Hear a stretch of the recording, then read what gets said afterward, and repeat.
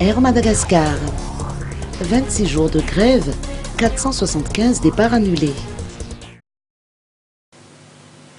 Cela fait 26 jours que les employés de la compagnie Air Madagascar font la grève.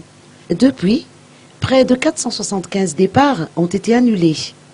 Ils sont environ 300 à effectuer ce mouvement, issus pour la plupart de 3 directions, à savoir la direction des exploitations, la direction industrielle ainsi que la direction technique.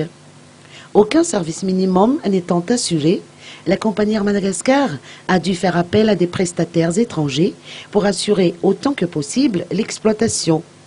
4 avions assurent la poursuite des exploitations, dont 2 A340 qui assurent le long courrier, ainsi qu'un ATR et un Boeing 737 qui assurent les vols régionaux et nationaux, soit un total de 4 sur 10. Anticonstitutionnalité. Tel est le nouvel argument avancé par les grévistes pour retarder la prononciation de la sentence arbitrale par le Conseil d'arbitrage prévu statuer sur la résolution du mouvement social au sein de la compagnie nationale le vendredi 3 juillet dernier. Pour la compagnie Air Madagascar, les démarches des grévistes dépassent les revendications présentées au départ au bout de la 4e semaine d'immobilisation. En effet, les grévistes ont demandé à ce que le Conseil d'arbitrage sursoie à statuer en soulignant qu'ils vont saisir la Haute Cour constitutionnelle.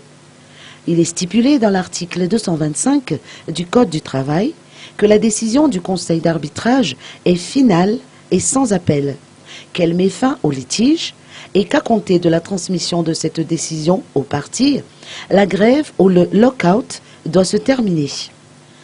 Une manœuvre est ainsi entreprise pour retarder une telle décision. Le Conseil d'arbitrage a décidé de renvoyer l'audience au 9 juillet afin de rendre leur décision sur la demande de sursis à statuer.